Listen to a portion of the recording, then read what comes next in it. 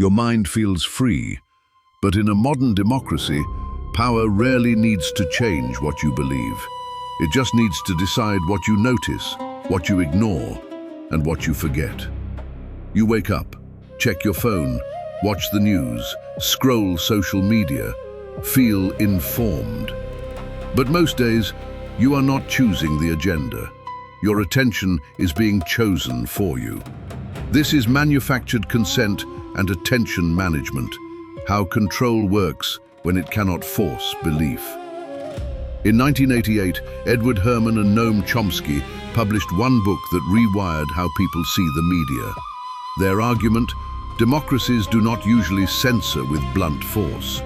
They shape the media system so it manufactures consent by default, not through secret orders, through incentives and structure. They called it the propaganda model. 5 filters. Filter 1, ownership. Most major news flows through a small number of massive corporations. They are businesses. They want profit, access, friendly regulation, and stability. Nobody has to call the newsroom. The boundaries teach themselves. Filter 2, advertising. You are not the customer. You are the product being packaged. Advertisers do not buy truth. They buy attention. So content that threatens consumerism gets quietly punished. Content that keeps people scrolling and shopping gets rewarded. Filter 3, sources. Journalists need information fast, so they rely on official pipelines, governments, corporations, PR firms, think tanks. Power defines what counts as credible. If you do not have a press office, you barely exist. Filter 4, backlash. When outlets run stories powerful people dislike, those people can sue, boycott, pressure regulators, or pull ads. Resisting is expensive. Over time, outlets learn what not to touch.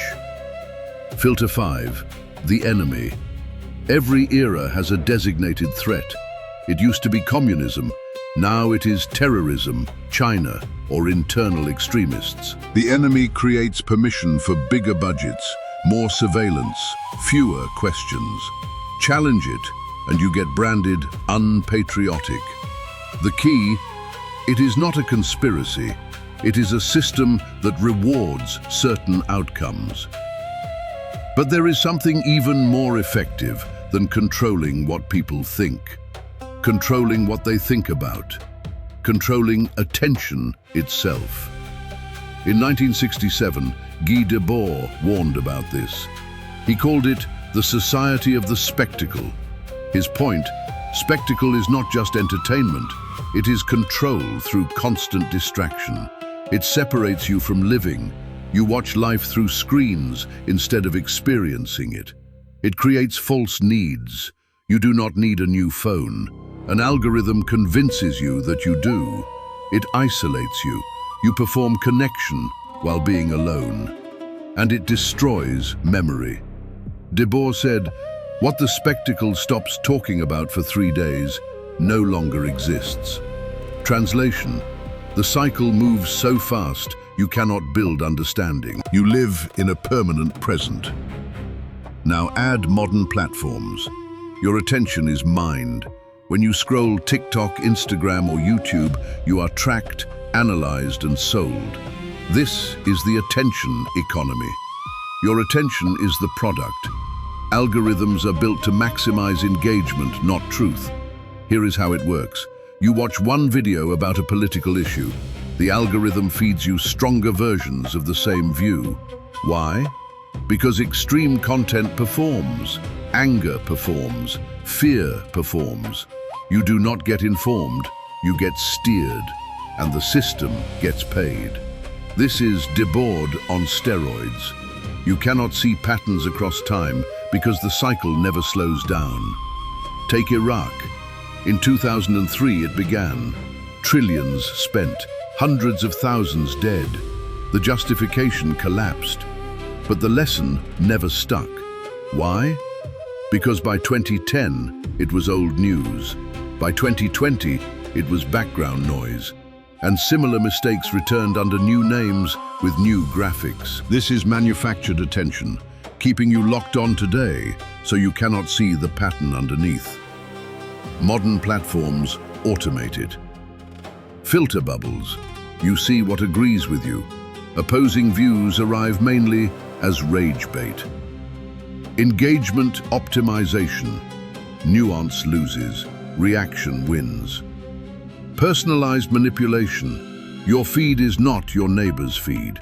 You do not share a reality. Attention extraction. Notifications, autoplay, just one more. Hours disappear in fragments, small enough to feel harmless. The result? Exhausted people, polarized people, distracted people. And an exhausted public is easier to manage. So how do you spot it? Red flag 1, absence. What is not being covered? What regions stay invisible? What consequences get minimized? The most effective censorship is omission. Red flag 2, consistency. Why does every outlet sound the same? A free press should produce friction. When the biggest channels repeat the same framing and language, you are watching the filters at work. Test it. Read the same story across outlets. Identical angles? That is a signal. Red flag 3, speed. How fast are you being pushed to react? If you do not have time to think, you will substitute emotion for analysis. Practical rule. Wait 48 hours before forming a strong opinion. Watch what changes. Notice what disappears. Red flag 4, emotion. Is it engineered to make you furious or terrified? Outrage gets clicks, fear sells, calm does not. Check headlines against content. Check visuals against facts. Notice when tone is performance, not information. Red flag 5, who is missing? Who never gets to speak? The people most affected are often absent. Dissenting experts get treated as fringe. The serious voices are usually closest to power. This can feel hopeless. The filters are structural. The platforms are engineered. The incentives are ruthless. But you are not powerless. Step 1. Diversify sources. Do not let one outlet define reality. Read international sources, read small outlets, read across ideology. When possible, read original documents, reports, studies, transcripts. The fewer summaries you consume, the fewer filters you inherit. Step 2. Build memory. Fight spectacle with recall. Write things down.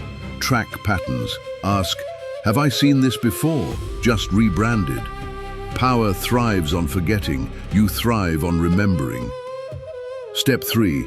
Interrogate sources. With every story, ask, who benefits from this framing? Who gets quoted? Who does not? This is not cynicism, it is awareness. Step 4. Withdraw attention. This is the hardest and most powerful step. Turn off notifications, set limits, refuse algorithmic defaults.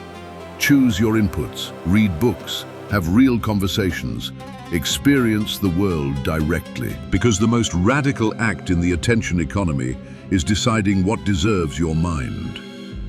Manufactured consent and attention management are not new. But now they are faster, more personal, and harder to notice.